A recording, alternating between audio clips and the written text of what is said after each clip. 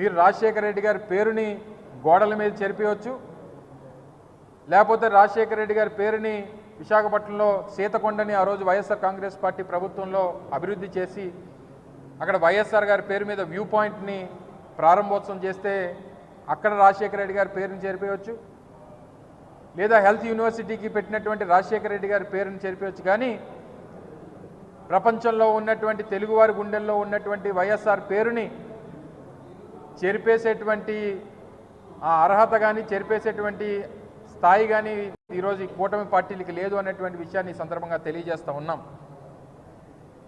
ఈరోజు VDCA cricket stadium Andhra cricket association ఆధ్వర్యంలో ఉన్నటువంటి పోతినమల్లపాలెం క్రికెట్ స్టేడియంకి ఆ రోజు ప్రభుత్వం పెట్టినటువంటి పేరు కాదు.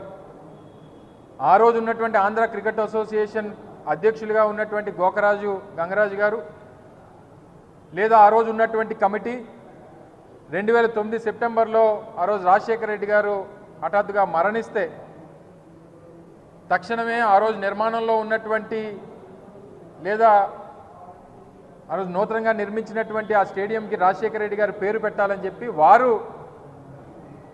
నిర్ణయం తీసుకొని పెట్టినటువంటిది. దాన్ని ఏ హోదాలో తొలగించారు, ఎందుకు తొలగించారు, లేదా పేరు చూస్తే మీకేమైనా భయమా, వైఎస్ఆర్ బ్రాండ్ చూస్తే మీకేమన్నా మేము రాజకీయం చేయలేమనేటువంటి బాధ ఏమైనా ఉందా మీకు? సో అందుకనే ఈరోజు వైఎస్ఆర్ కాంగ్రెస్ పార్టీ దీన్నే తీవ్రంగా పరిగణిస్తూ వీరు చేస్తున్నటువంటి చర్యల్ని తీవ్రంగా ఖండిస్తూ రేపు ఉదయం 10 గంటలకి స్టేడియం దగ్గర ఒక నిరసన కార్యక్రమాన్ని కూడా నిర్వహించాలని చెప్పి పార్టీ నిర్ణయం తీసుకుంది. రేపు ఉదయం 10 గంటలకి రాజశేఖర రెడ్డి గారి విగ్రహం, ఎందుకంటే ఆ స్టేడియంకి రాజశేఖర రెడ్డి గారి పేరు ఉంది అనేటువంటి ఉద్దేశంతో ఆంధ్ర క్రికెట్ అసోసియేషన్ వారే విగ్రహాన్ని కూడా స్థాపించారు అక్కడ. ఆ విగ్రహానికి పాలాభిషేకం రేపు చేసి ఒక నిరసన కార్యక్రమాన్ని కూడా నిర్వహించాలని చెప్పి వైఎస్ఆర్ కాంగ్రెస్ పార్టీ విశాఖపట్నం జిల్లా ఆధ్వర్యంలో ఆ నిర్ణయం తీసుకున్నాం.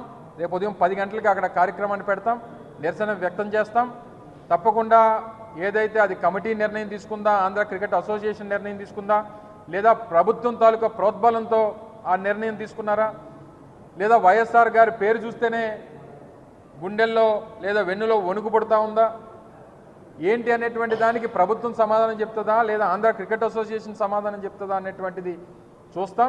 ఓర్వలేక ఏ రకంగానైనా గవర్నమెంట్ మీద బురద చల్లుదాము, గవర్నమెంట్ని ఇరకాటంలో పెడదాము అని చెప్పి శవ రాజకీయాలు అన్నవి స్టార్ట్ చేసిన పరిస్థితి చూస్తూ ఉంటే జగన్మోహన్ రెడ్డి, పులివెందుల ఎమ్మెల్యే జగన్మోహన్ రెడ్డి నీకు సిగ్గనిపించట్లేదేమో కానీ ప్రజలందరూ కూడా చూసి సిగ్గుపడుతున్నారు. ఎందుకంటే అసలు ఎందుకు ఓడిపోయాము అన్న దాని గురించి వాళ్ళు చర్చించుకోవడం పక్కన పెట్టండి, ఎందుకు ఓడిపోయారన్న సంగతి వాళ్ళందరికీ కూడా తెలుసు. కానీ ఈరోజు ఎక్కడో ఒక మాచర్లలోని వర్గ విభేదాల వల్ల జరిగిన ఒక హత్యను తీసుకొచ్చి దాన్ని వేదికగా మార్చుకొని ఏదో రకంగా తిరిగి తీసుకొచ్చి నంగనాచి కబుర్లు మాట్లాడాలి, ప్రజల్లోని మళ్ళీ ఒక భయాన్ని క్రియేట్ చేయాలి అని చెప్పి బురద జల్లే కార్యక్రమానికి శ్రీకారం చుట్టడానికి అని చెప్పి ఒక డైవర్షన్ పాలిటిక్స్ చేయడానికి ఈరోజు మళ్ళీ జగన్మోహన్ రెడ్డి ముందుకొచ్చి మొన్న ప్రెస్ మీట్లో మాట్లాడాడు. నిజంగా చెప్పాలంటే జగన్మోహన్ రెడ్డి ఆ రోజు మాట్లాడిన మాటల్ని బేస్ చేసుకొని ఈరోజు గవర్నమెంట్ ఎందుకు అతని మీద చర్యలు తీసుకోకూడదు? ఎందుకు నేను ఈ మాట మాట్లాడుతున్నానంటే ఆ రోజు జగన్మోహన్ రెడ్డి మాట్లాడుతూ చాలా ఎలిగేషన్స్ చేశారు. ఆ ఎలిగేషన్స్లో సుమారుగా 36 రాజకీయ హత్యలు జరిగినాయి ఈ 45 రోజుల్లో. దగ్గర 300కి పైగా హత్యాయత్నాలు, 35 ఆత్మహత్యలు అని చెప్పి ఏదో 560 చోట్ల ప్రైవేట్ ఆస్తులను ధ్వంసం చేశారని రకరకాలైన ఎలిగేషన్స్ అనమాట. 490 ప్రభుత్వ ఆస్తులను ధ్వంసం చేశారని, 1000 వరకు దౌర్జన్యాలు, దాడులు చేశారని ఫిగర్స్తో సైతం ఇచ్చారు. వీటన్నిటి గురించి పక్కన పెట్టు, 36 రాజకీయ హత్యలను మాట్లాడు. నీ దగ్గర డేటా ఉందా? డేటా ఉంటే నాకు ఇవ్వండి ఒకసారి. యాజ్ హోమ్ మినిస్టర్గా అడుగుతున్నాను నేను.